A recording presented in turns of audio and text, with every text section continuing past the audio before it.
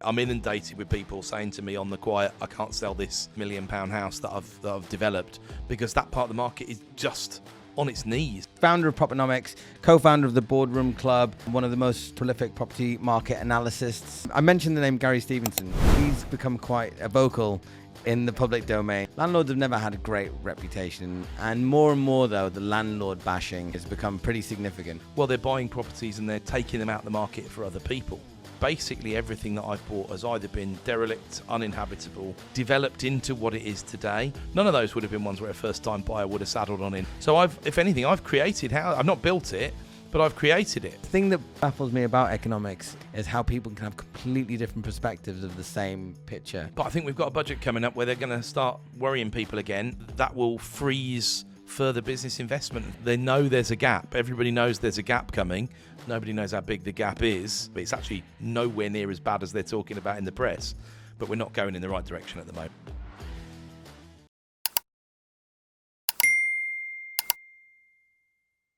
Before we get into the episode, I just wanted to say that Property People has been going for over 5 years, and I've come to know that over 71% of you still haven't hit that subscribe button. So please, I ask a small favor. If you could take a moment and hit that subscribe button, I'd be ever so grateful. And in return, I assure you that I will do everything in my power to make this podcast and YouTube channel the best it could possibly be. We'll get bigger and better guests, and we'll go more places together. Now, back to the episode. Hello, everybody, and welcome to another episode of Property People. I am joined today by Mr. Adam Lawrence. How are you today, Adam? I'm well, thank you, Sam. Thanks for having me. Good. I'm very happy to have you here because I've been trying to get to have this chat with you for nearly a year or so. I think it's going on something like that, yeah. So I'm finally very, very pleased that we finally made it happen because you are possibly one of the smartest people in the property world, the Oracle of Solihull. Well, America's got their own version, so we need to have our UK version. Yeah, a bit watered down, the UK version, but there we go. There we go. Incredible achievements you've had as well. So you're the founder of Proponomics, co-founder of the Boardroom Club, one of the most prolific property market analysts. You do a Sunday supplement, which is really well received. You've just become a partner, or you've just merged with one of the largest property networks in the country. That's right. Not to mention the 800 or so deals that you've done. The important bit, right? Exactly. And you didn't start from the age of 5, so you've managed to cram in a lot in a good space of time. I think most people would be very, very impressed to do half the amount of stuff that you've done. So before we dive into it, and we find out a little bit more about all those little moving parts and how you've been able to do those, because I think a lot of value is going to be shared for the audience. I always like to start at the beginning and find out what sort of person were you when you were growing up. So from the age of 5 or going up to the kind of school age, 16, 18, were you good at school? Were you studious? Did you love reading and all that kind of thing? So going backwards to those questions, did I love reading? Yeah, absolutely. I think I'd read pretty much every book in the school library by the time I was about 11. Was I studious? Well, that sounds studious, doesn't it? But then after 11, 12-ish maybe, kind of fell off the path of loving all of the hard work side of things, I think.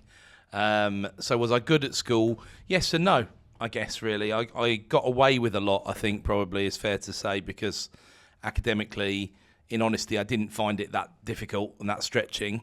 So I got bored. I think that probably is a fair estimate. And when other exciting things in life came along, like they do in your teenage years, I certainly strayed off the path of trying too hard. Probably didn't put enough effort in. In fact, certainly didn't put enough effort in around GCSE, A-level and degree. Did you find it too easy? It was almost that, but like boredom. It sounds a bit. I mean, I'm lucky in that I'm good at retaining information. So I would listen. I wouldn't be disruptive in class. I would listen in class, but then I would find 3 minutes at the end of class to do my homework, and it was done.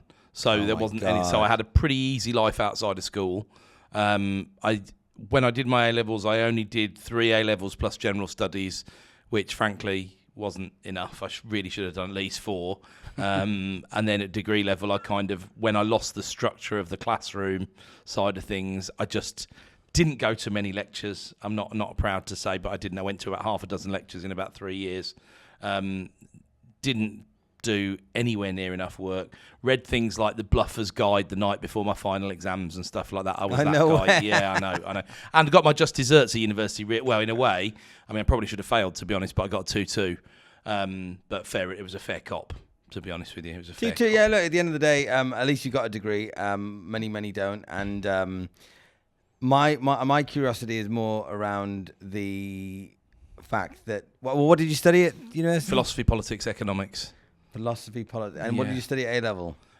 So maths, further maths, and economics. I mean, math and further maths is already pretty tricky stuff. So just to get through it. I think, again, where I'm lucky, math side of numbers, I think and see in numbers, really. So it wasn't in any way problematic, I'm sorry to say. It was just a piece of cake for me. And so out of all of those things, then you did philosophy, politics, and economics. Yeah.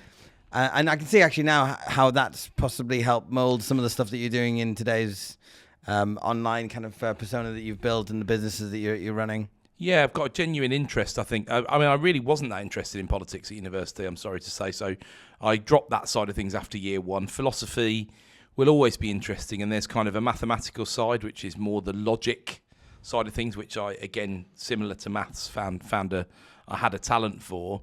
But it's very, very interesting on the more ethereal side of things. And, philosophy is all around us. It's a fascinating subject. And then economics always fascinated me because how markets work, essentially, or don't work, as the case may be, was the thing that really piqued my interest. So I was interested in macro.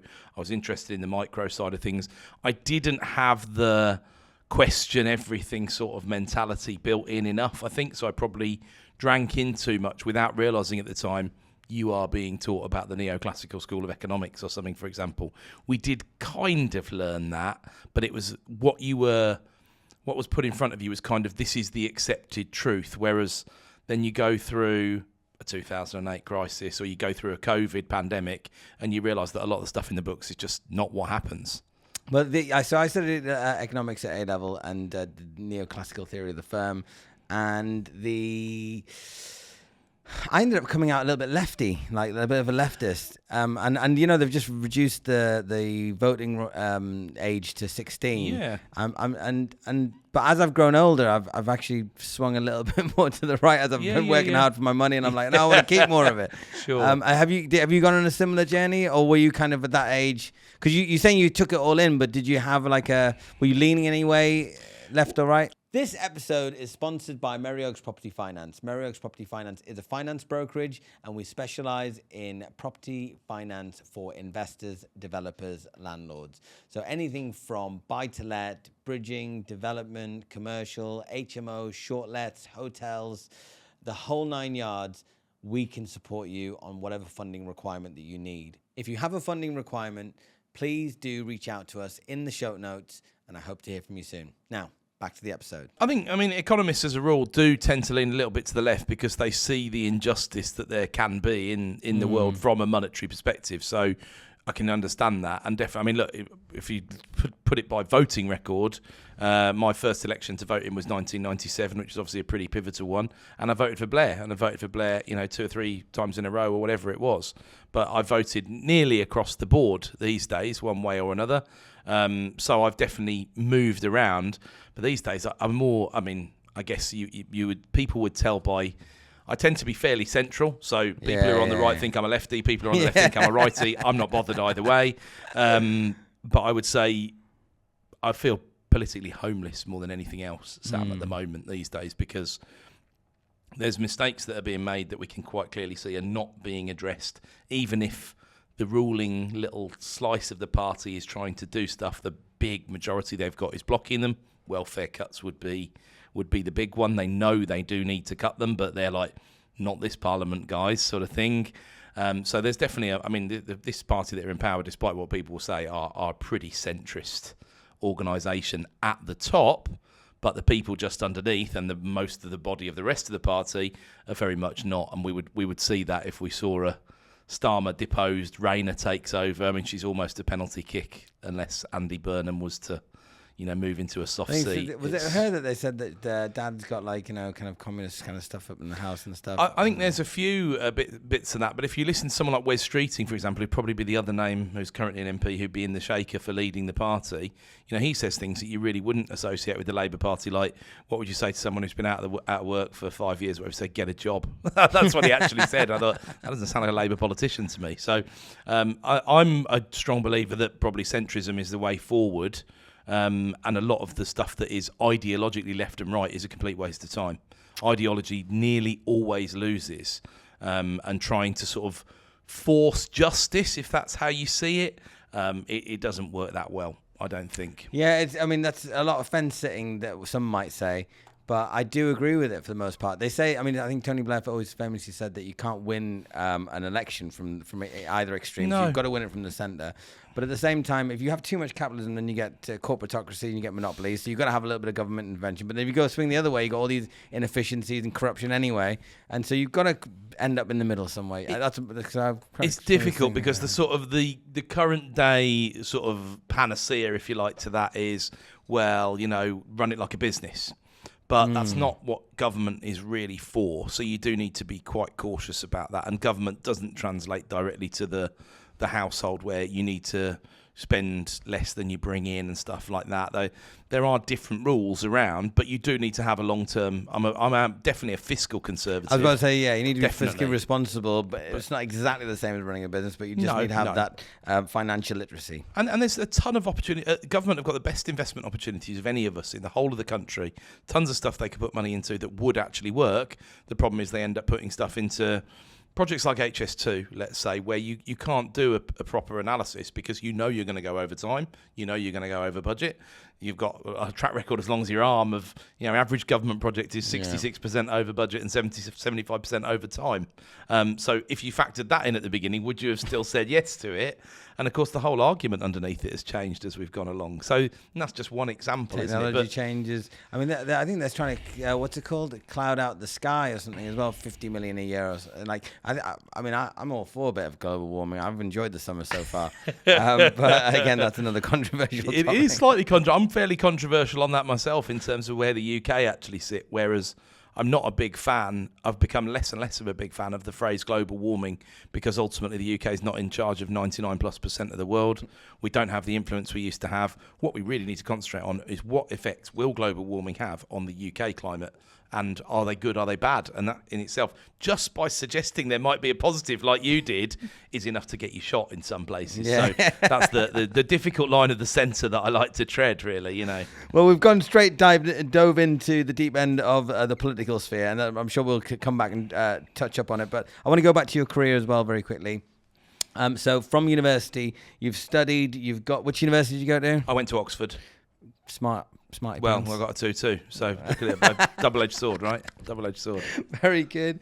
And, you come out with Oxford with a 2-2 at the very least. You must have thought, right, I'm going to go and get this great job. And, did you have to get loads of student loans or anything like that at the time? So because of my age, I was the last year where there was no fees. So I was very lucky on that front, but I didn't have any money from home. I didn't sort of come from any money or anything like that. So I had to work, which was deeply frowned upon. At Oxford, you're not supposed to work during term time. I didn't know that. Unless you work in the college somewhere, being a porter or a barman or something like that. Right? So I didn't work during term time, but luckily, Oxford terms are only 8 weeks long. So you're 24 weeks on and 28 weeks off, which I know sounds ridiculous, but that gave me plenty of time to work. So I did work. I just had a bar job.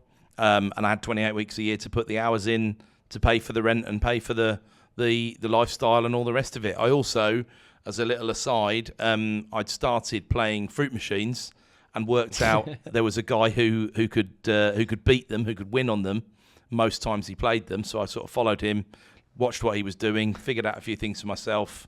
And so that helped me go through. I left university with a few £1,000 in the bank, thanks to fruit machines. Yeah, and wait, not your typical Oxford University student. Well, yeah. when I was growing up, there was one particular that was called the Cricketers, and there was this machine that always used to pay out, and everyone used to know how to play it. Yeah. Are you talking about just generally fruit machines? Yeah. So it's not like it is these days, because I used to play what are called compensated games. So what appears to be the probability. So say you go high or low on a 1 to 12, which is pretty classic sort of UK fruit machine, and you're on a 2, there's not a 80-90% chance of you winning that.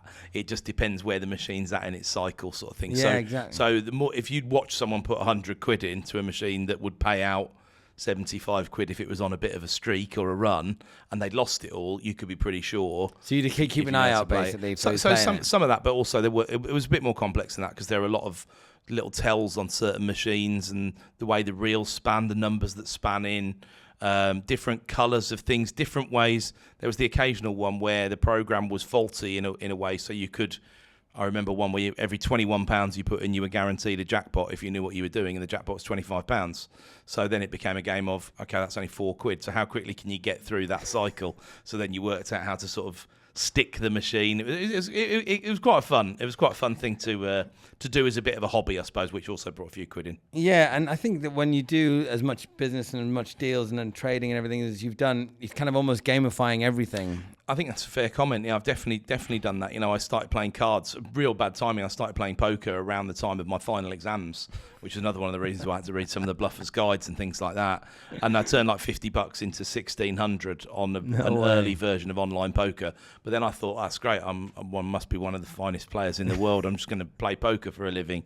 And that's an interesting sphere, because that was like 2000. And that world has moved on an awful lot these days. But, I mean, you really were looked at as a bit of a pariah if anybody suggested you'd be a professional gambler, especially in the UK, around that sort of time. That's sort of moved on quite a lot. But then tech and bookmakers and tax everything else has moved on quite a lot as well, you know. So, yeah, it definitely didn't come out of Oxford, maybe the kind of conventional... No, I'd say, to be honest, I didn't have a clear path. I thought I wanted to go into investment banking. Okay. And then friends of mine who worked harder than me got internships and things like that. And I heard them report back about what they were like. And I thought, this just sounds like hell on earth. Yeah. I just don't want to do it. I really don't want to do it. And then, like you do sometimes when you've set goals, or loosely or even sort of firm goals, if you don't reset them, you have a tendency to be able to drift a bit. So I was sort of drifting, thinking, well, what am I going to do for a living? I don't know what I'm going to do for a living. I enjoyed the bar job side of things, was great fun. The wages were absolutely horrific in those days, because minimum wage was only just a few years in. I think tips. I started. Now, I used to be really good at getting tips. Because you've got social skills. Mm. Do you feel that they came naturally to you, or do you think that you've honed them from working in the bar? I think it definitely helped. I think it helped with what real life is like, and to get a vision of. And I sometimes, occasionally, because that's not far away from where my mum and dad still live, if I go in there, I'll still see the occasional person who used to be in there 25 plus years ago, and just think, wow, somehow a little still in life that just hasn't really moved on. And that can be quite motivational, actually, to think, well, you do need to move on in life apart from anything else. So it definitely taught me a lot. It taught me more confidence in talking to people, strangers, working out how to interact off other people, sort of thing. I think it's harder to, not that there was like tons of conflict where I worked, but there was the occasional bit of argy-bargy or whatever, and you learn how to de-escalate things. And I think quite often men are not that helpful in those situations, because some of your natural response can be testosterone driven, if you like, and that doesn't necessarily help to de-escalate a situation, but definitely helped with a whole variety of other things, and great fun, great but terrible unsustainable lifestyle that came along with it, really. Only to be done whilst you're young. Absolutely. And then how did you get into property? So how, going from there to property, what was that leap like? Yes, there's quite a long gap really before that happened. I mean, we did buy, when I say we, that was my brother and I. He worked in the same pub as me, because I got him a job. So I'd finished university, gone and tried to live in Nottingham for a year with my girlfriend at the time. That fell apart, so I came back home.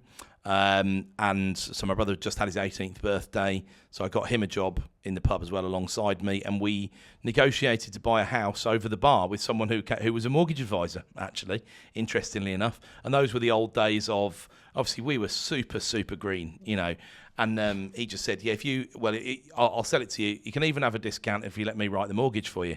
So I thought he must have had a pretty good proc fee on the go, mustn't he, in those days.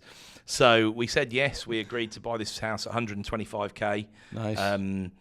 But my brother was earning £3.63 an hour at the time, and I was earning about £4.11. Early 2000. Early 2000. Yeah. So I had the ability to go and raise a graduate loan. Barclays were offering graduate loans at the time, up to £10,000. So I went and got that. Didn't have any money to speak of. And my brother, who had been very, very pecunious all throughout his childhood, saved and saved and saved, he had some money saved up. So we put it together, came up with the deposit. We didn't know what he'd said to the Bank of Scotland or whoever it was. It was the old self-cert. Not lie to bet, but it was definitely self-cert. Yeah, definitely self-cert. So we got the mortgage. We moved in, happy days. They weren't bothered that the 10 grand had come from in those days, they weren't worried that the 10 grand was a loan from somewhere else. Stuff you couldn't do these days. There's no AML or something. It could have come from a terrorist or a drug lord. It absolutely could have done. It absolutely could have done. You're right. Yeah, well, in a ways it did. It came from Barclays. I'm joking. But yeah, you don't realise, do you, at the time, sort of how fortunate you are in that department. So we bought well. That was about 2001, I think. Yeah. And then I got an opportunity to move to Switzerland 2004.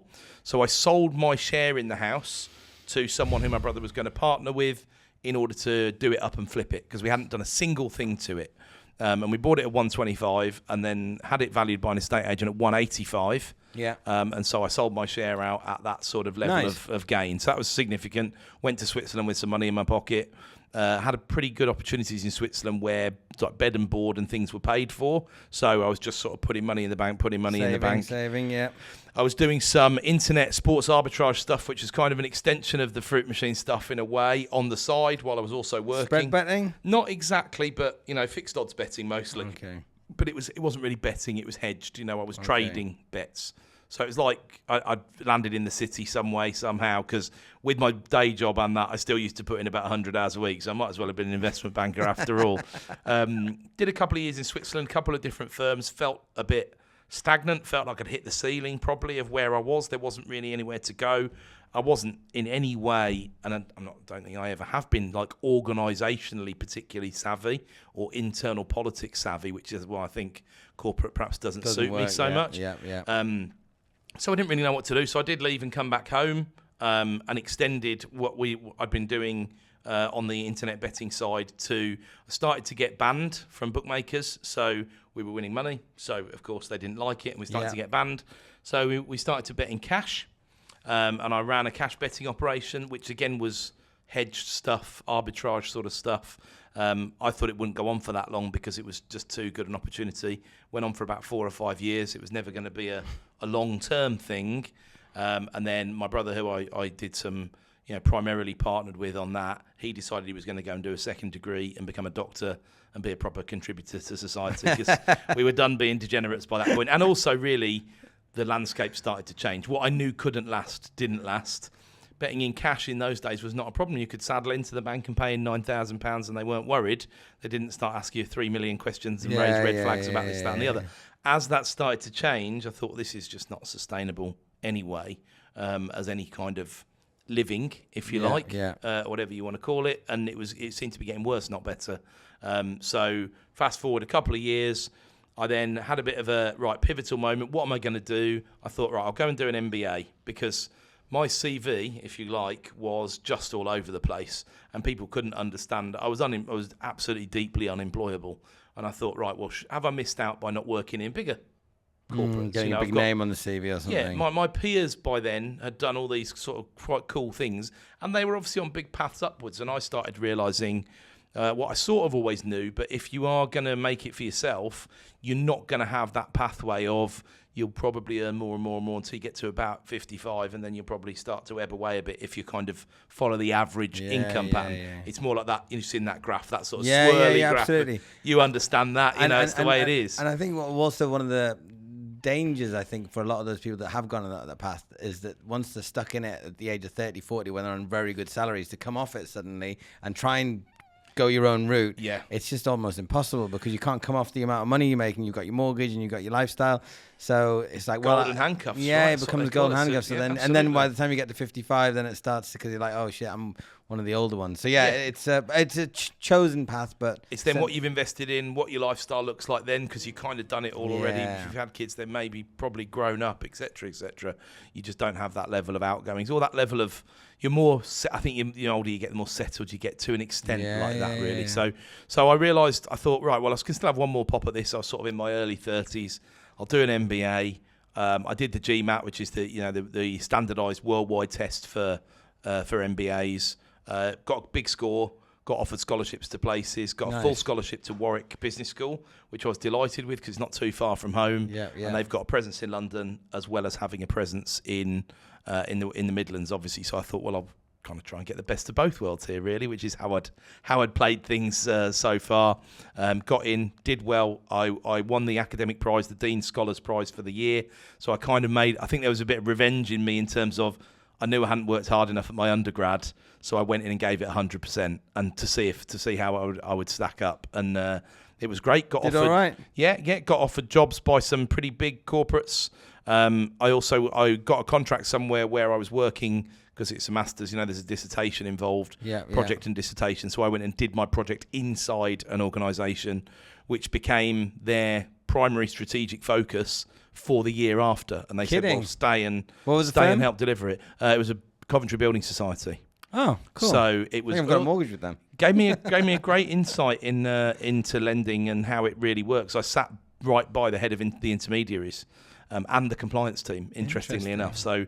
And I had a kind of cross-business consultancy role, but they brought in a project manager to run what I'd identified as their opening of a savings account process was stuck in the 1980s, and it was early 2010s. So they realised that needed an overhaul because I basically uncovered for them a lot of stuff about. They said, well, our customers are all super satisfied. We get like 99% satisfaction scores. And I said, how about asking the ones that don't make it to be customers in the first place because the process is so bad? And they said, oh, that sounds like a good idea. Do a survey. Did a survey. They got smashed in this survey. And they were like, right, now we realise what we're not getting. And that's why it turned into the major focus for 2014, I think it was then. Was that quite satisfying from your point of view when you get... Because I think that some people that think that business people are money hungry and they're just greedy and they just want all the money and hoard it to themselves and all the houses to themselves. But I think that actually you're problem solving, you're adding huge value. Absolutely. Lots of fun. I think the things that I enjoyed were, it's a great place to work where what they say is what they mean. Fabulous bunch of people, absolutely lovely bunch of people.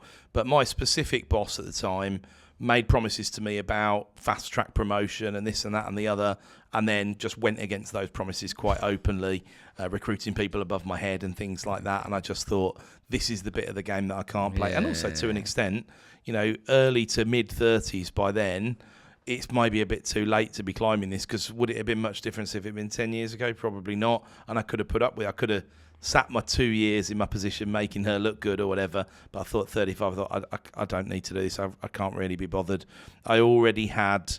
I'd basically remortgaged my house. I'd put in all of that into 6 properties that I'd done in JVs with people. Nice. So that had created a little bit of cash flow, not really enough to live on, to be honest, but a little bit. And I thought, well, do you know what? I'm gonna make it. I'm gonna force myself to survive on my wits, which is a decision that I probably should have thought of a different way of doing that. And what I could have done, when I was walking out the door of that organisation, one of the other executives offered me a job in his team because he said, "I know why you're leaving. It's your boss, isn't it?" And I was just like, wow, he really had me pinned. Like, I was like, sort of. It's a factor. I'm not going to lie. It's a factor. I'm not a liar, but it's not everything. And I think at the time I had an opportunity. So someone I'd done some work with years before had inherited some money and said, I'd like to deploy it in property. I don't know where to start. I don't know what to do. He lived in South London. He didn't see opportunities around him. There's no yield down there really. Yeah, and still not great. Yeah, so he decided we would partner up, and the first thing I did was buy us a block of flats out of receivership, which kicked us off, and I just about had enough to probably survive on, while I then that was a 6 units. 6 unit block. That was 10 resi units and 2. So the timing on that was quite good because it was that sort of 2014 sort of time. Okay. In the North and the Midlands. Market was still very, very flat. There wasn't any real recovery that had truly gone on. It wasn't like London at the time where it had just gone poof. London had gone crazy between 2010, 2015. You were probably 2014 or would have been too late, which is why he made a good move coming to me and saying, let's try and do something. So, it was one of those classics. It had been agreed in 2007 and financed, built out. About £1 million build cost had been put into it. We bought it for 462 grand. And we'd had a survey on it at 650. So we knew the discount was there. It had 2 commercial units underneath. So all the stuff I didn't know back then about how to chop blocks up and commercial and semi-commercial mortgages. And, of course, the lending landscape was different as well. There really weren't that many players at the table at the time. But it was a good lesson because we got stiffed by the resurvey because they didn't like what we'd paid for it. So they valued it at 500k, even though we'd made improvements after a RICS of 650. And we were basically given the old, well, you got a choice. Go and find another lender or suck it up. Because we challenged the val and we did all those things that you might do, and we got where you usually get, not very far. And so we did suck it up, and we just came to an arrangement whereby he would get paid the rest of his money out before we were taking too much money. We just did a bit of a split on the rent. Makes sense. And I'd prepped him for that. I said, this could happen. And he wasn't upset at all because he knew what the true valuation of the block was. Yeah, exactly. He just knew we'd been a value stuffed at the time. opinion of a property is not necessarily exactly what it is. I mean, some of them just come out with 0, and obviously everybody knows it's not 0, but that's just what they have to put on. I'll give you £1 for it then. Yeah, exactly. So you bought 6 here, 10 there. So now the build up to the number of deals that you've done in the current portfolio. Where is the current portfolio? Do you mind sharing the number? It's between 600 and 700. So that we're holding at the moment. That is quite a significant number by any stretch of the imagination. Yeah. And what was it that made you think, I want to get to that number? Or has it just happened organically a little bit? So the number's never really been the driver for me because, again, a little bit of that, well, where is the goal? People often say to me, like, when's enough and stuff like that. And I'm like, the system works. I'll buy while it makes sense to buy. If it doesn't make sense to buy, I won't buy. That's the way I've always looked at it. So I think I'm not a sitter and doer of nothing. It would drive me mad. My wife knows that. I know that. I know what I am and what I'm not. So sort of selling up and going to the beach or whatever is just not on the vision board really for me. I enjoy what I'm doing. I model myself much more on some of the Warren Buffett be a classic example. He's enjoyed it till 95 and he's now knocking it on the head. Except he's not knocking it on the head. He's not going to knock it on the head. He's around, isn't he? He's around, and that's sort. I don't see anything wrong with that. He enjoys. But I've tried to force a little bit more balance into my life while still knowing I need that to keep me happy. Like you said, the problem solving side, the mentally stimulating side, I would miss that a lot, and I know that. So I don't need to spend 18 months getting bored before I realise I've got to get back in or whatever. I'm very much plugged in, and I enjoy being plugged in, and I get to do some great and fun things, So what's wrong with that? It doesn't sound too bad to me. I've got kids, and I'm very influenced by wanting them to know that hard work gets you places. Absolutely. And it doesn't fall out the sky.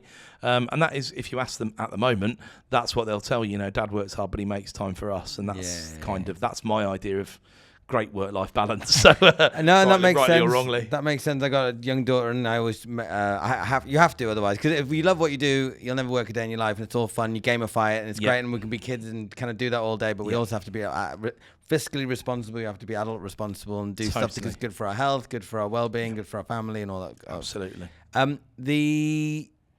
Now, since 2015, let's say, I've started to notice it more. Landlords have never had a great reputation, in the media. Fair. And more, though, the landlord bashing, #landlord bashing, has become pretty significant.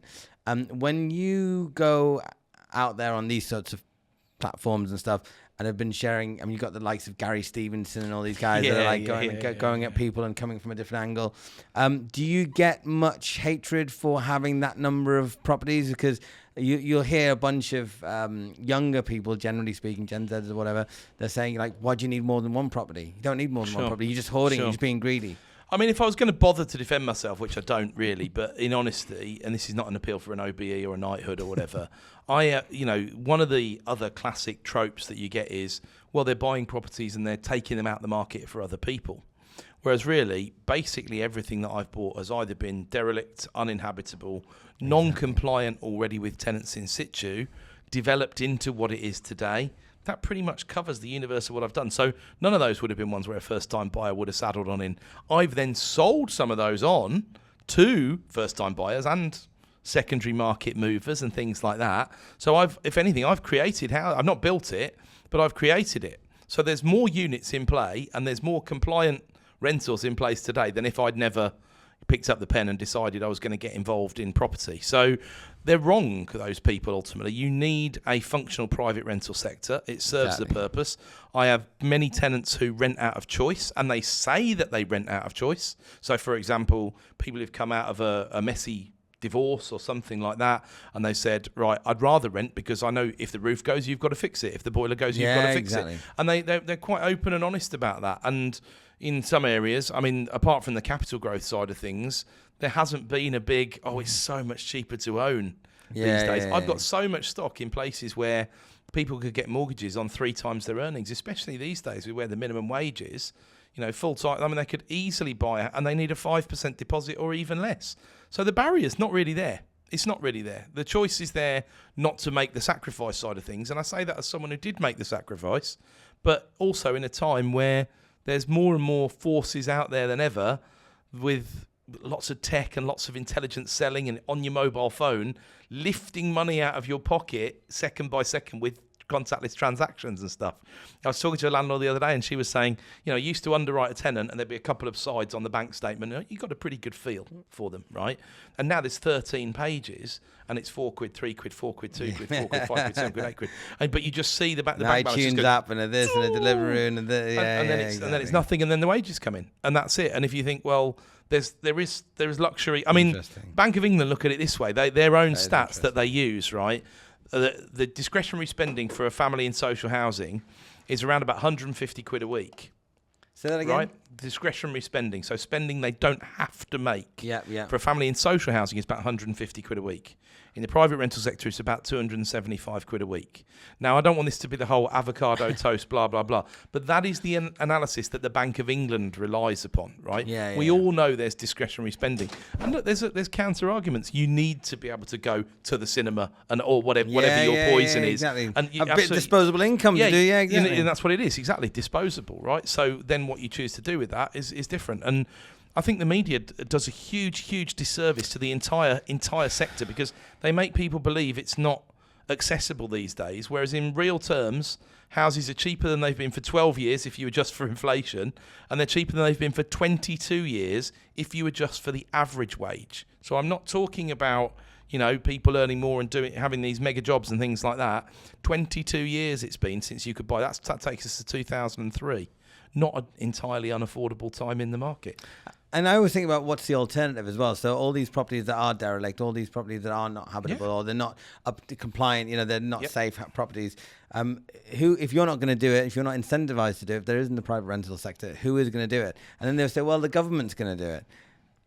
And I've seen government housing not only in this country, but in other countries as well. And it's rarely the nicest accommodation. So it's like, well, you could do that, but then there's pros and cons with whichever way you do it. And I think that they just sometimes feel that it's easier to bash the landlords, the private, because they can see your face, they can see you talking about it, and then they come after you. And now, obviously, the largest big landlords are going to be the corporate companies and the BTR schemes. Well, this is really interesting, because this is something that I've seen in real time this year really starting to play out, because I'm quite vocal if I don't agree with something. For example, I've never understood BTR as a great investment. And in 2021, I get it. If you're building something that's maybe got 3.5% yield, that's okay.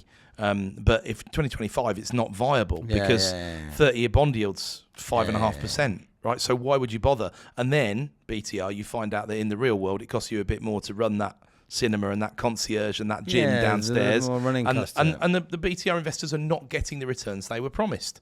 So that then leaves them with single family homes, which are fine if you're sort of building them around in between Oxford and Cambridge, let's say, and you get sticky families who someone comes in earning 150 grand a year or whatever, and they're still only returning that sort of 3 or 4% mark, or they've got to go into the secondary market. And finally, I'm seeing and being approached with relatively often by people who are looking to deploy huge sums of capital on behalf of investors in the secondary market as well, not just in building to rent. So they found their way around.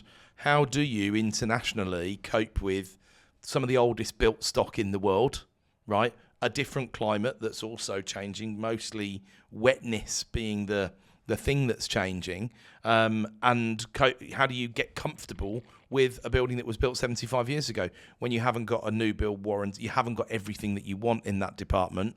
But they're learning to cope with it, and they're coming. And that sort of, you mentioned 2015, that was the beginning of the end, if you like. But that road's now been paved. A lot of the landlords, their spirit has been broken. Their finances might have been broken by the interest rate normalisation, right? Is it Section 21? I think Section 21, that was 2015. Yeah, absolutely. And then, but as you say, it's not just that. It's the vilification side of things. It's the constant I find that compliance. the hardest to take, because I see it on Instagram and these people are just coming out with this stuff. And I'm like, I really, really break my back to really create really nice accommodation. I'm putting in en-suites to make sure that everybody feels that they've got a little bit more luxury and the all design-led and stuff. Yeah. And then it's all build inclusive as well. So I'm taking on the headache of all of that. We don't get much thanks for it. It's if you're involved in HMO at the moment, the new threat, if you like, to that is all the reform chat around HMO equals asylum seeker housing. That's the way that the acronym is now being equalised for people who don't understand the sector at all. And it's just one more thing to think about when an HMO application goes in, if that's your game. So yeah, I'm in that game. It's very tricky. I went to the Labour Party conference last year deliberately just to put myself in and around and in front. I didn't go there with a big sign on saying, look how many properties I've got, whatever. But it's so fascinating to hear. I actually thought a lot of the people who were involved in housing, because they were the fringe events rather than the sort of main conference, were pretty realistic. They'd grown up in temporary accommodation and things like that. So they understood the system, but they weren't angry about it and had chips on their shoulder and were bitter about it. I'm talking about the actual MPs here, right? The activists is a completely different kettle of fish. Totally, utterly unrealistic view of the world. Emotionally charged for the most part. I find. And why don't we get the same chances and whatever? And look, a lot of that problem the PRS was essentially really truly created in 1980 when Right to Buy came in. Yeah. Because if you weren't going to, put the supply back, let alone for a growing population, it was always going to be a problem. And that's when the PRS, between then, 2002 and 2015. I think the late 90s buy-to-let came out. Yeah, exactly. Well, yeah, it did, but it took quite a while for the PRS to actually really start growing, because you were still at sort of 2.1 million early 2000s, and then suddenly you were at 5.5 million by 2015, 16, and then it started to ebb and flow and go down a little bit and sideways, and we're probably still there today, but with 4 or 5 more million people in the British Isles. I mean, it's interesting that these things do ebb and flow, and they do kind of expand and contract and stuff. But I just disagree with the vilification of it for the most part. I mentioned the name Gary Stevenson. He's become quite vocal in the public domain. He's been on all the kind of major platforms. He sure has. And he did a recent video where he was talking about the housing crisis. And whilst a lot of people in our property world, you may have your own take on it, but I hear them. Everyone's talking about increasing the housing supply, trying to build 300,000 new homes per year. We've been trying to do it for many, many years. Even the Labour government have talked about target. I think it's 1.5 million over the course of their 5-year government. But he's like, people like Gary are saying that's not it. It's actually and you being an economist, it'd be interesting to hear what your take is. But it's actually to do with the unequal spread of the resources in the grand scheme of things. And that's why we're actually not building enough houses. Yeah, I mean, there's a difficult truth in there. Going back to my stats I gave you about, how much disposable income people have or don't have. The other side of it is the average person in social housing, the average household income is 25k. In the PRS, it's 35k. Those who own their own house, it's 60k. Right, so there is a huge gap there. But that's not... See, where Gary is disingenuous is he's pretending that's all the 0.001% at the top, hoovering everybody's money, buying all the houses. I don't know any super rich people who are buying houses at all. They're going to be bought by pension fund investors. They're going to be bought by fund investors. That probably covers the top 10% of the population primarily, not this terrible evil... person that Gary wants to put out there as the blame figure. It's just disingenuous. The middle class have moved forward an awful lot. There is definitely, and COVID has definitely not helped with this. Yeah. There's certainly people who've been broken by the whole situation, and there's more people at the bottom rung. And that's a super complex issue because it involves mental health. It sometimes involves generations of unemployment. It involves all sorts of things. And of course, we went through a government which before the pandemic, turn the screws on people like that with austerity. They really, really did. What did it do? It forced them into work. You could take a position on whether that was right, wrong, or indifferent. We went from 8.5% unemployment to 3.5%.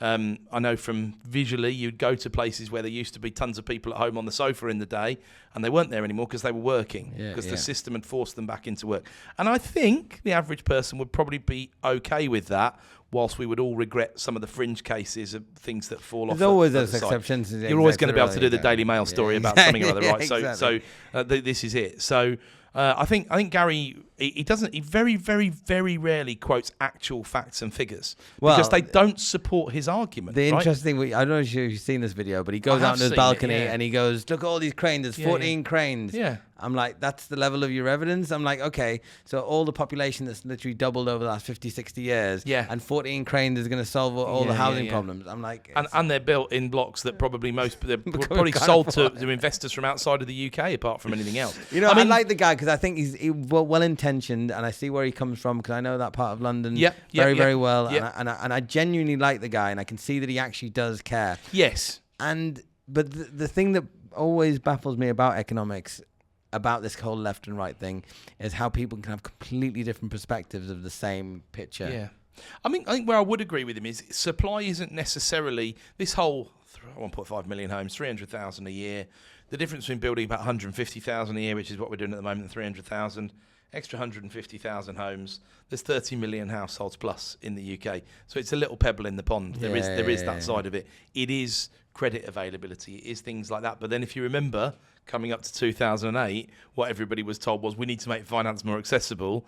And suddenly, in 2001, they were lending to me and my brother combined £8 an hour. They're talking about it now again, also relaxing the rules as well. So they're doing it, aren't they? They're doing it, but they're not doing it, I don't think, anywhere near to the same extent as we got to. Still, is it the thin end of the wedge, you could say? Yeah, sure. But he's right in that availability of credit is the biggest driver in terms of housing. But also what's gone in the background of his argument that he never addresses is that he probably had some pretty good points in about the middle of 2022. And then we had a giant crash that wasn't a crash because inflation pushed things forward so much, but house prices actually went down for a bit. We had a 15% plus readjustment in the market, which again has made it to the tune that I told you about earlier. He just ignores these things. These are real facts and measured numbers that are measured by... And then if you ever dare mention the ONS or something, he says, well, they just say what they want. They say what the government tells them to do, because he doesn't have a real answer to it. But I do agree he's probably a well-intentioned person, although I deeply disagree with his ideological standpoints. The one thing that, just a final point on this particular chap, I do think there is something in these large corporate companies that somehow manage to get away from paying some taxes. And I understand I think one thing he finds is so simplistic, like, just tax them more. But it's not that simple. Also doesn't raise that much revenue, which is your chief problem. But if they've got a company in Switzerland, that's where the royalties go. Or like, in Bermuda and stuff. And it is a nonsense. Everybody loses, the government, the people, the country loses out by doing all of that. But does that mean you should not use Amazon, not use Deliveroo? One thing he said China wouldn't allow it. He said China wouldn't allow it. And I'm like, is there something as economists, as policymakers, that we can get these American companies or wherever they come from just to put a little, like, water the flowers in this country? All your customers are here. You're taking out. Can you put more in? And they'll say we are putting, because we're creating employment. They're paying the taxes and stuff.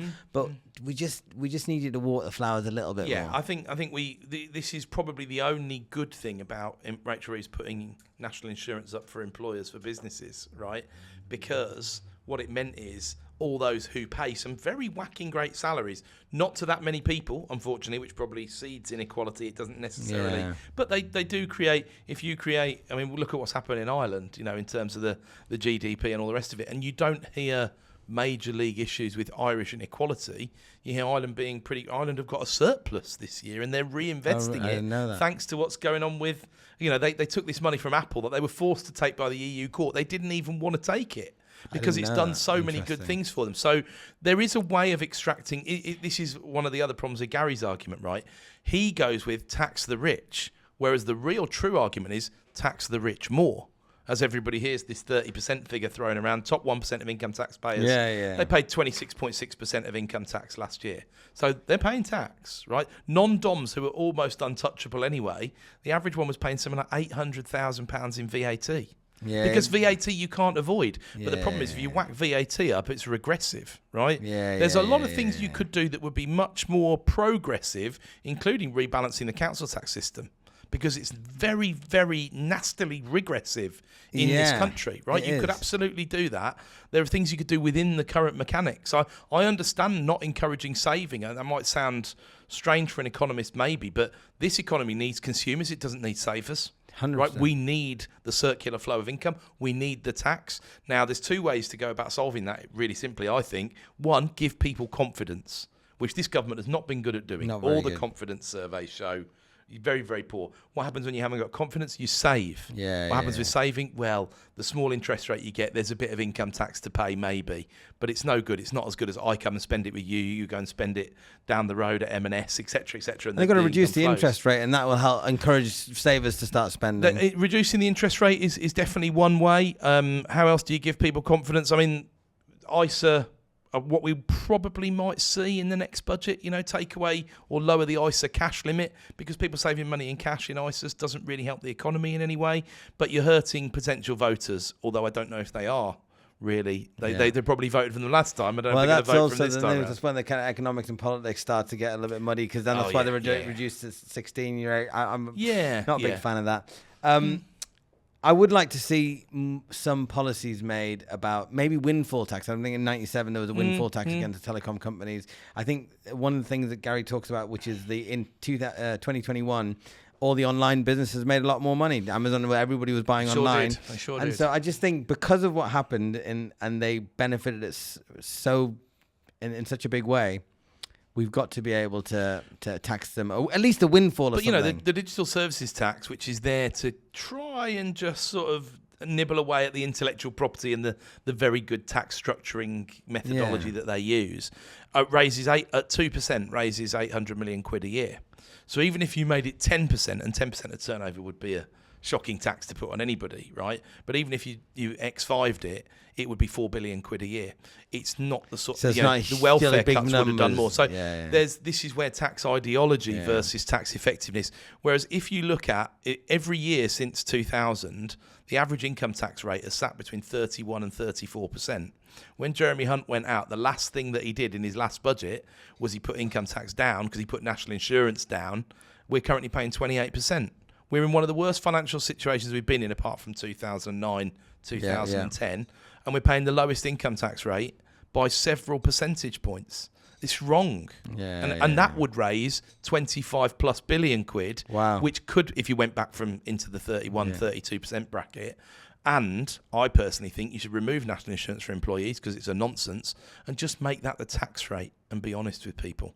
That's not a bad shout. No, I wouldn't mind a little go at policy if there was ever ever an opportunity. Well, that's part of the reason why I've been kind of saying, hopefully throwing a few seeds your way to say, look, you know what?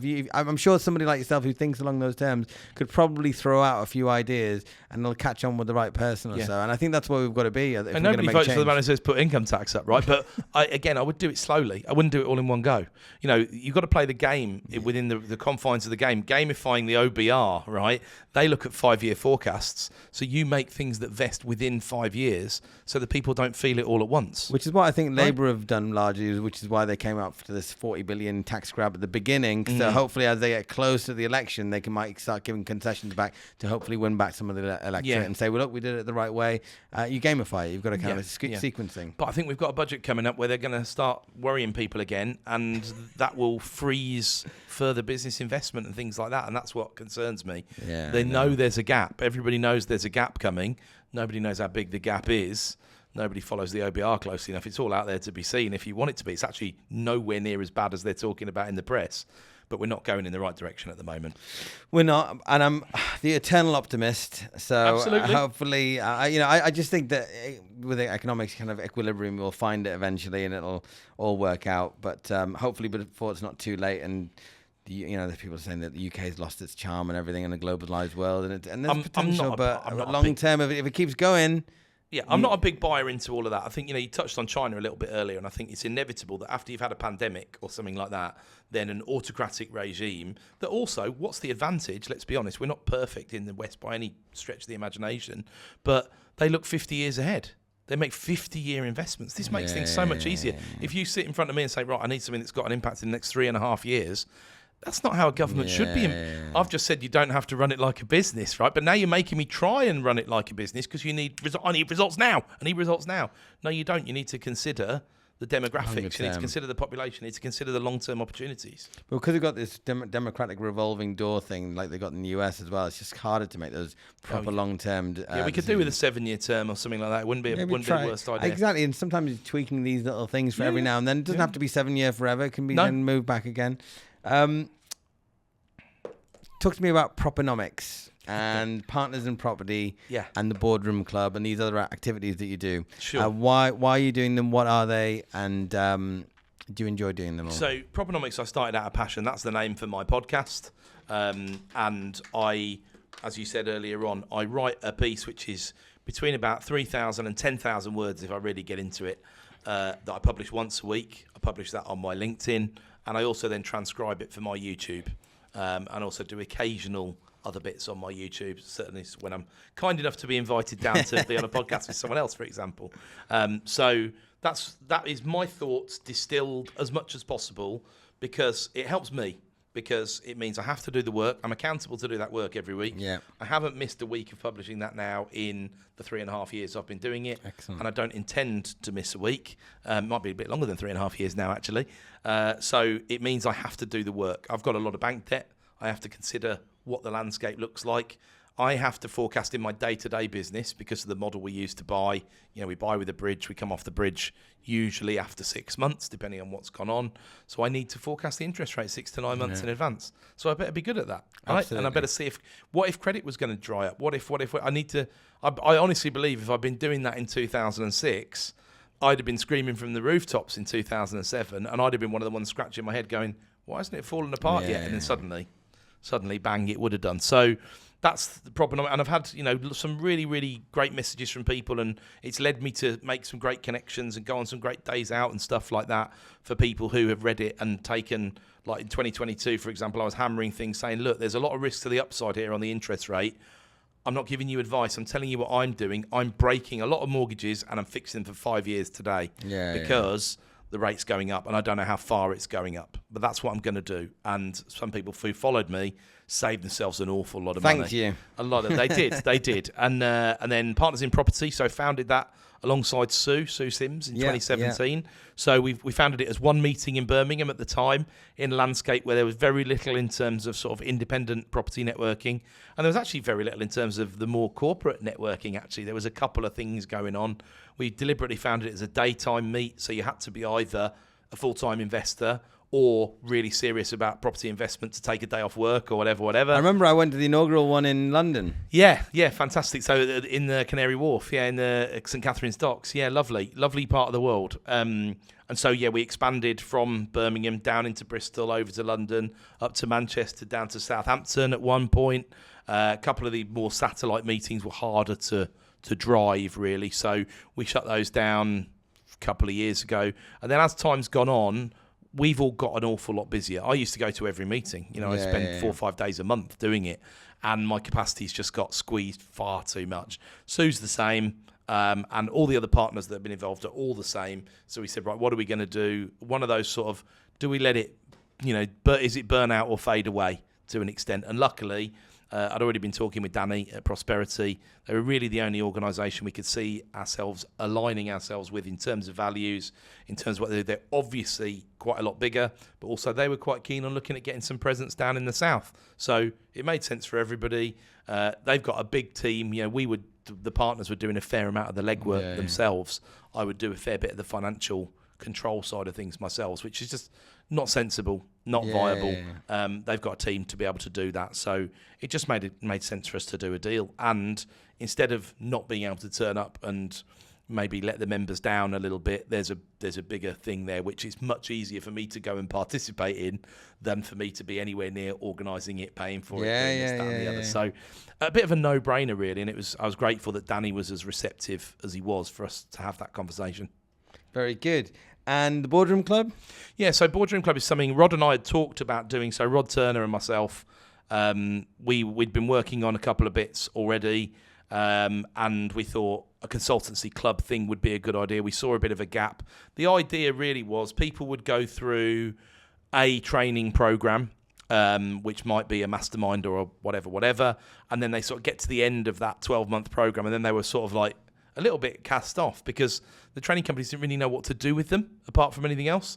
So we were seeing people who were still making mostly business-related errors in their property businesses and thinking, right, they need help. Will it be interesting? We talked about it. COVID came. We thought, it was the wrong time. But actually, our inboxes were exploding with people asking for help. And we were like, actually, maybe it's the right time. Mm-hmm. So we set it up in June 2020 as an online-only thing. So we have a monthly board-style meeting. Rod and I effectively stand as the non-exec directors in your SME property development investment company, challenge the bits you need to, set a structure, work with you to set a proper 12-month strategic plan, and then boil that down to what do you need to be doing every day to be effective. And of course, along the way, there's a ton of the juicy problem-solving stuff that I love to be able to do, where people come up with all sorts of challenges they're having, creative deals that they're doing. It's great fun. And we've had all sorts of different people. Is it all property businesses or a bit of a... Yeah, so certainly there's a property angle. So if you're not interested in property, it's not for you. Right. Absolutely. But people often bring other trading businesses to the table. They might have a portfolio, but they've also got a trading business. A client at the moment is trying to start a care business well, and has put a significant amount of time and money into it. And there's no problem with that. I mean, I myself am involved in a care business, and Rod and I have also got a daycare not-for-profit that we started in a commercial site that we own together. Yeah. So there's tons of sort of side interest bits and that's great fun. And really, really enjoyed doing that. In the future, perhaps in a few years' time, might consider, we only do that one day a month at the moment, and then probably half a day of support around that, maybe a full day of support around that for the members. But I'm in a few years' time, I think I'd probably like to do more than that. But Rod's a fair bit younger than me, so he's still got even more energy and even more drive than I have. So he's pretty busy. So we'll see. And all this stuff, it kind of I see you putting out the supplement and doing the YouTube stuff. I recently saw you take on Samuel Leeds. Sam to Sam. Yes. I thought I'd reach out to. Well, I thought I'd talk to you about that because I reached out to him saying, do you want to have a debate? Yeah. And he hasn't responded. But I also wanted to get him here rather than me go to his place. Yeah. But I wanted to talk to you about that behind the scenes. I'd be interested to know if he was keen or not. That would be interesting. Yeah. I don't know if you saw the sort of build up to all of that, but I did see the build up because you did. I deliberately baited him, to be honest. I mean, you can which see I haven't done because I'm like, I could do, but I've always been a bit more gently. Like, hey, do you just want to come on?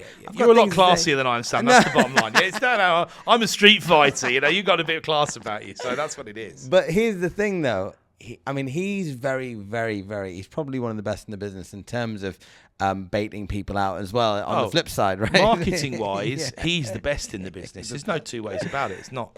And I do actually. And here's my thing as well. I do actually like. I say this very controversially. I get a little bit of stick for saying this, even in private rooms. I'm saying this out loud now. Yeah. It's probably going to get me some hate. But I do actually respect the fact that he's a family man, and and I do know a lot of people that say that he's helped as well. Like genuinely like him. He's helped me a lot. The £1 thing was loads of value. I would have never known that stuff was so cheap. I'll be really honest. After I did the debate, if you go and read the comments, there's my very favourite one of all, because you've got to love the internet, haven't you? You just got to laugh it off.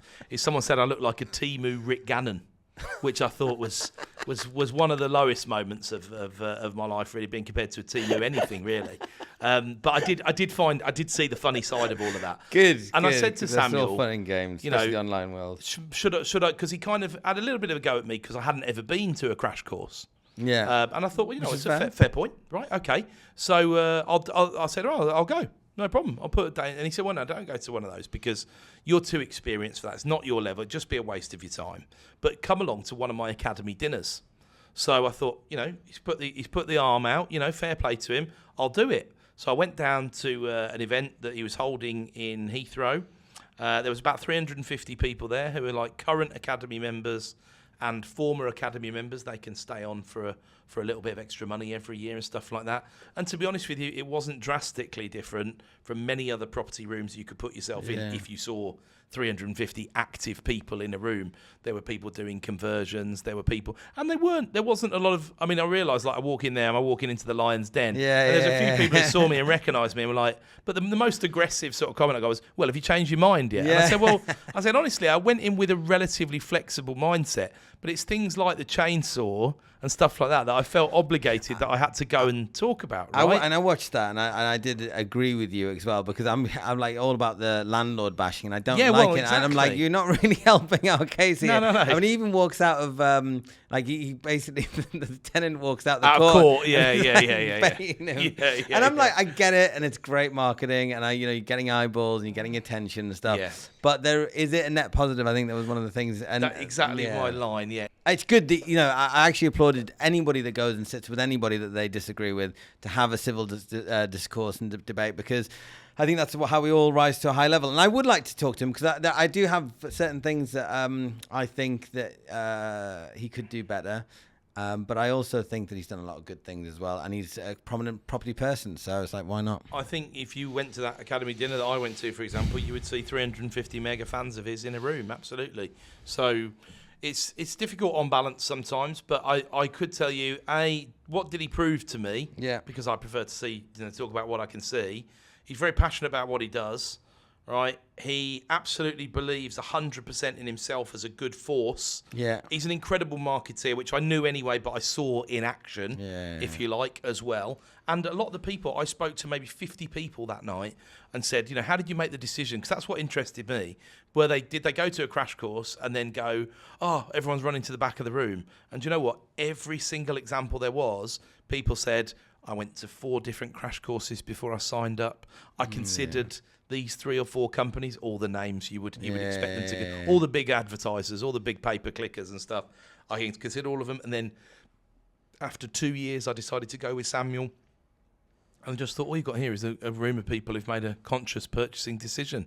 So however the sales piece has worked and however it's perceived, these are the people who've paid the big money to be in his sort of top tier of training. So that's just the truth, Sam. A lot of people might not like that, but that's the truth. I'm not being sponsored by Samuel to say that. That's and just I agree the truth, with it. right? And you know what? I think that he started. I mean, I don't know him that well, and that's why I would like to speak with him. But I think that he probably did start in those type of things, tried it out, see if it worked, and then you always need a bit of a poster boy for the good things and also the kind of the bad guy, the Al Pacino kind of scarf. And he's kind of that of our industry, and he doesn't help himself either in many ways. He can be a little bit brash and stuff. And he probably has made some mistakes, and I have seen some weird stuff that he did online. You catch these YouTube videos where he's like literally shouting at the audience, "Go and get in my brain," and all that kind of stuff. So that all that's existing, but at the same time, you don't need to throw the baby out with the bathwater. People can improve as they go along, and hopefully they do. Yeah. And it's a classic case as well of people that are doing really, really well. They're probably too good at the marketing, and then the service level at the back end, and that's why you get a little bit of bad press and bad feedback. But then if you are able to improve that service level, then certainly your business flattens out and you go on to bigger and better things. And I think that's kind of how he's gone. You kind of circle back to Boardroom Club in many ways, because a lot of what we end up doing sometimes is actually teaching people how to do it the right way, because they've come with this sort of half-baked approach, usually being taught by some, not specifying Samuel here in any way, shape or form, plenty of other people out there doing this, taught them how to do it, and it's just wrong. It's objectively wrong, or it's suboptimal, more importantly, and therefore there's a better way to do this, and it's this and this. And we get into all the unsexy stuff like tax structures and books and accounts and all that sort of thing, but super important, absolutely. Super important. Now, touching on that as well, like you talk about all these different companies, people that can help, and the support that you give for UK property investors, developers. What should they be looking for? What is it you're looking for right now? So in terms of opportunities, you Yeah, mean? where's the next buck to be made? Yeah, because development's difficult, isn't it, at the moment? Because you don't really want to develop in low-value areas, but the low-value areas are the ones that are doing really well. So really, you want sort of aspirational mid-value areas on the outskirts of other, perhaps more affluent areas. If I'm talking about building out the ground, because that's the stuff that's doing okay. I'm inundated with people saying to me on the quiet, I can't sell this X 100,000, X £1 million house that I've developed, because that part of the market is just on its knees at the moment. Stamp duty is at 10% plus or something. Horrific. Under another property. Horrific. And just the whole, am I staying in the UK? So I think there's plenty of... Look, the easiest thing to do is to do nothing. Always. Not just for investors and developers, but for anybody in housing. Just stay where you are. Yeah, the easiest thing to do. So you give them an excuse, I'm not sure about the government, I'm not sure about the tax. They'll wait. They won't do stuff, right?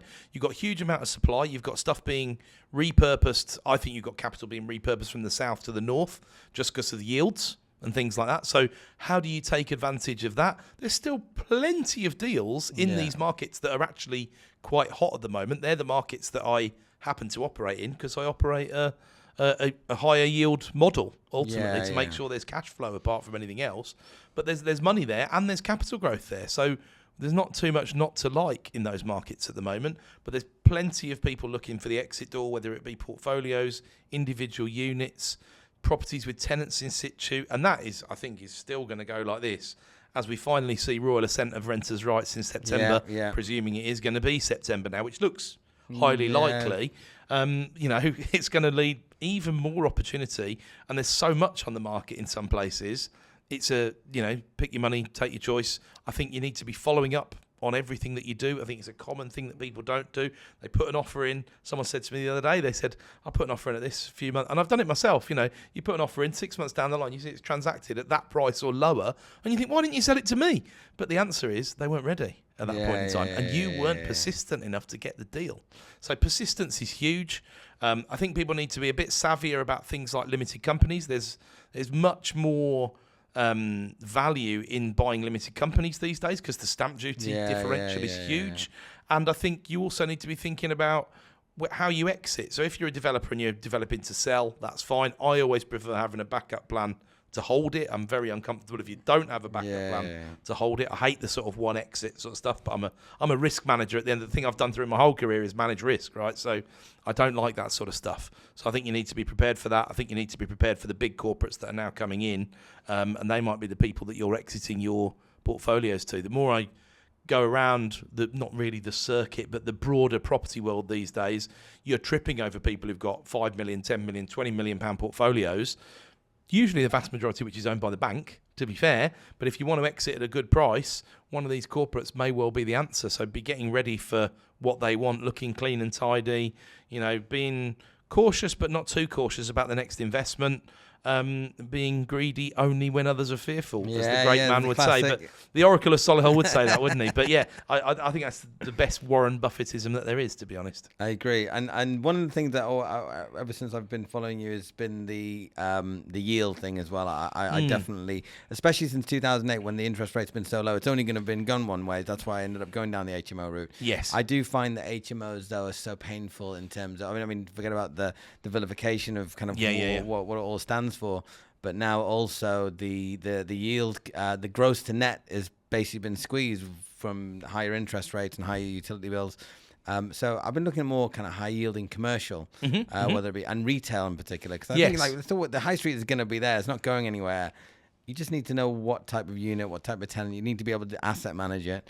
And then relatively, the management is low compared to a lot of the regulation that's come in for a lot of the residential stuff, and most of that. I like it a lot. And you've often got residential opportunities above as well. And like you say, double-digit yields.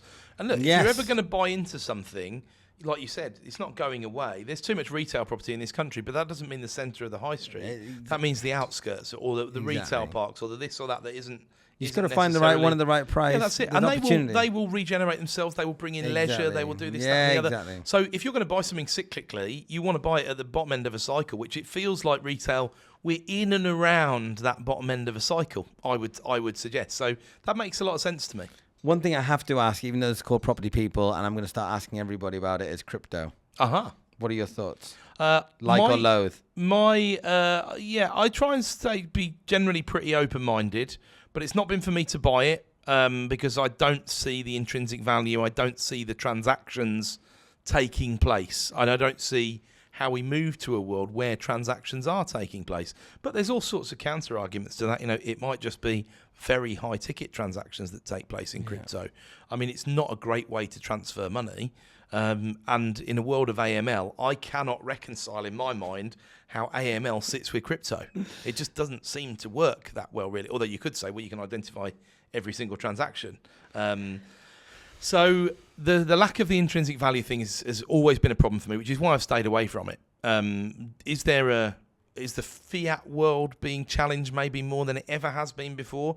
Partially thanks to what Donald Trump, Scott Bessent are doing. Yeah, sure. I don't know where that leaves the US dollar and the USA, to be honest with you, because they've got a huge deficit they can't service unless they're the world's reserve currency. So that's a concern. The idea that the government might be behind it rather than against it is interesting, but making decisions based on the American government of 2025, again, for a long-term play, it doesn't seem to be sensible. Because in 4 years' time, we could be in a completely different place. Less than that now, isn't it? Well, yeah, three and a half to go. Or less. Exactly. Yeah. Who knows where all that will be. It's good because I just right now every day that I wake up I feel like I'm in the future already, whether it be AI, whether it be digital currencies. Yeah.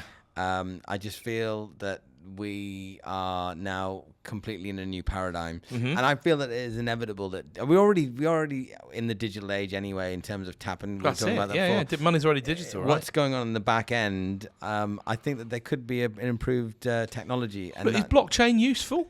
Hell yeah. Exactly. Does that mean Bitcoin is worth $120,000+? I don't see why. You see, that's the problem. There's a lot of useful stuff in there, but I just still see it like tulips are being exchanged to an extent. I'd want to be playing with profit if I was playing. Look at it that way. I've gambled more than most people ever will in their life, in theory, although mostly it's been hedged, right? So Warren Buffett, who he basically didn't believe, he said he didn't understand the technology companies so much, and then he obviously missed the trick on those. But then he bought Apple and made a lot of money when he did buy Apple, because what he did understand is how much cash they were making. But that was real stuff, wasn't it? He was swayed by a financial argument in the end to buy an awful lot of Apple and rode it up to like 3 trillion market cap or whatever. So it's not that we don't believe in it, it's getting it at the right time. Because there's also that, Bitcoin could be the MySpace or whatever it is of the exactly. .com world. And Yeah. that is also something I'm very conscientious of. Yes. And I do want to stick to property, but I do like to ask people's opinion on that, because at the end of the day, we're all investors. Yeah, and this is the new wave. For sure. What's the best bit of advice that you've ever received?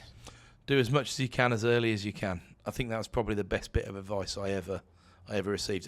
Not necessarily as in early in life, but as soon as you start on committing yourself to the investment journey, the property journey, whatever, do as much as you can as soon as you can. Very much so, because it's those...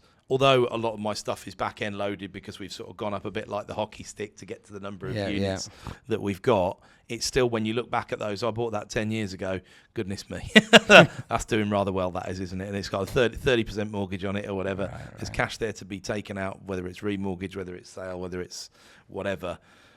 And it's done that most of the hard yards while you've been sleeping. The hard stuff is the rents and the day-to-day management, right? That's what you get paid for. The capital growth stuff is the stuff that, if you just take a breather, can leave that one alone. I think it's interesting you say that after the crypto conversation, because for me it comes down to risk and reward, and we don't talk enough or at all really in the property space about risk-adjusted returns, and that drives me up the wall, because people will go for, and I've seen this time and time again, a 10% but really quite risky opportunity over an 8% and not really risky at all opportunity. And that's not the right thing to do. But the right thing to do is to allocate certain bits of your bankroll towards things that you like. In crypto, it might be up to 5% or something like that. It might be 0% like me. It might be up to 5%. If most of my money is in crypto, you're going to have a pretty, if you haven't already had a bit of a roller coaster time, there'll be some funny times. Agree with you wholeheartedly. Risk adjusted, and then when you throw effort into the equation as well. Yes, big fan of that, and Rod's a big fan of that as well. Very much so, because, and he also sees effort as, how long will it take you to get it back if you lose it? right? Yeah, exactly. So that, and how much effort do you put in your HMO day to day and things Which like is that. off, yeah. Which I've considered. That's why the HMOs that we've got are leased to registered providers. Yeah, we talked about Sue Sims. She's helping me out with a few right now. Yes. So I'm like, Yeah, I just yeah, yeah. need to... Changes the asset completely to Yeah. mega, not making that much less money, but goodness me, a lot less to worry I'm about. almost making the same, if not more, in some cases. That's Honestly, interesting. Well, right now. this is because the big mistake, on the housing side of things, in terms of, because really, if you were going to praise the Labour Party, you would say, going back to the politics for a second, planning. Good. Needed liberalisation. Not many people. I'm not really a developer out the ground at all, so I'm not favoured by that. If anything, you could argue I'm worse off because the fewer houses you build, the better off I am. But I don't really think like that, Exactly. But where they're making mistakes is like the freezing of LHA has been the biggest single mistake they've made, because we've been doing social stuff for about 11 years, one way or another, and we used to have conversations around the LHA rate. And then we used to have conversations that were around maybe the LHA rate minus 10% or plus 10%. Then as we were getting to 2024, it was LHA plus 35% because it hadn't moved for so long and it was getting problematic. But since the start of 2025, those conversations are now around market rent. LHA is not even mentioned anymore because everybody knows LHA is gone. So by saving money, it's just coming out of another pot. Yeah. And I've done some analysis that proved when you look at LHA, it's the 30th percentile of rents that are being charged. If you look at market rent, it stacks up about the 85th percentile. Wow. Which you wouldn't think would be true, would it? Because you'd think it would be 50th. But it's not, because the market rent is higher, especially as we've been in a rising environment. And so when they take the snapshot for the VOA data, that's all old rents and existing rents. So the market's coming in at the 85th percentile, certainly in areas that I looked at. And that just blew my mind, because I was like, so how much extra money are you costing the government? Because Rayner makes this assumption that everybody puts their rents up when LHA goes up. They don't. I've bought stuff off loads of stuff off LHA landlords who they weren't even charging the LHA rate. I mean, I could keep it all quiet as well, and not talk about it and hoping nobody notices. But eventually, it's all gonna come out, and it's all gonna be talked about. So, in the meantime, I believe in the private rented sector. We are creating places where people can work, rest, and play, and they need to be profitable. Otherwise, we give it back, and then they get dilapidated, and we go back to 1970s Britain. Yeah. Vote Jeremy Corbyn. Vote Jeremy Corbyn. What's the worst bit of advice that you've received? Oh, that's an interesting one. What's the word? Don't buy Bitcoin. No, I'm joking. I don't think anybody ever said that to me. I just worked that out for myself, and that wasn't necessarily right at the time. What's the worst bit of advice I received? I mean, I've been told things certainly that were directly wrong, going back to the sort of property training space and getting snippets from going to meetings years and years ago. You should use deed of trust structures for this, that, and the other. Don't put property in limited companies. That was before that, if you're going to hold on to it. Luckily, I didn't listen to that, but that was very much the conventional wisdom at the time. All these sorts of things, anything where people come out with a direct statement without being able to support it would probably fit in that camp. It's just like, it may have worked for you, or it may have been something that you might have got lucky. You have to consider if you've invested like we did in the 2010s, where the rates were going down and down and down. We were getting lucky. We didn't necessarily realise how lucky we were getting at the time. Now we've got pretty unlucky for the moment, so we're restructuring and working things out. And if you saw it coming a little bit, you might have broken some debt like I did, but you're still coming up to. You still have to face the reality of 5.5%, 6% mortgages. I saw it coming up and I didn't do it. I sat on it and I got stung. Some of my interest rates went up double, and I absolutely gutted that I did. And I saw it coming, and I don't know why I just sat on my hands. But I'm sure I'm not the only one. No, you're definitely not the only. You're the majority. Yeah, exactly. You're just brave enough to say it, which is fair enough. So my final question is: this is all about property people, and you are a successful property person. What is it, in your opinion? What sort of personality traits do people need to have to be successful in property? That's interesting. I think they're probably very similar to successful personality traits in general, in that it doesn't hurt to be a bit obsessive. That's definitely a bit of a bonus. Being good with, as you said, property people, right? I think people skills are huge. I think it's a very difficult game to be successful in. If you think, for example, auctions are only about transactions and therefore everything you're going to do is be data driven, and you're going to have an algorithm and just click a mouse, and you're never going to have to interact with people, you're kidding yourself ultimately, right? So people skills is definitely one that I see and think that, and the ability to listen, the ability to put yourself in other people's shoes. I think that's helped me an awful lot, because I can understand what's important to a vendor, and I can decide myself whether that's relevant or irrelevant to the deal. But it doesn't matter, because it's important to them. And therefore, what do they want? Listen and try and find a way to give it to them. Now, they are going to have to be flexible somewhere, maybe on the price, maybe on the terms, however that works, right?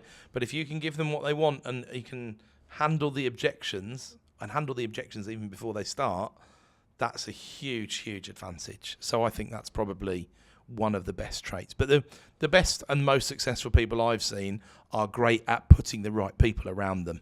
Well, that's huge. Absolutely huge. It's not how it's who or something. Yeah. And the old, your network is your net worth or whatever, or you're the sum of the 5 people around you. They're all a bit cheesy, but I've definitely seen evidence of that. And as people have elevated themselves, who I've watched go from good to great, if you like, around me, they've generally elevated their networks and the people they're spending time with. And I think that's testament to you, actually, because when I think of you, you definitely have ticked those boxes. You're very much a good people person, very good communicator, and you have surrounded yourself with people like Rod, people like Sue, people like Danny now.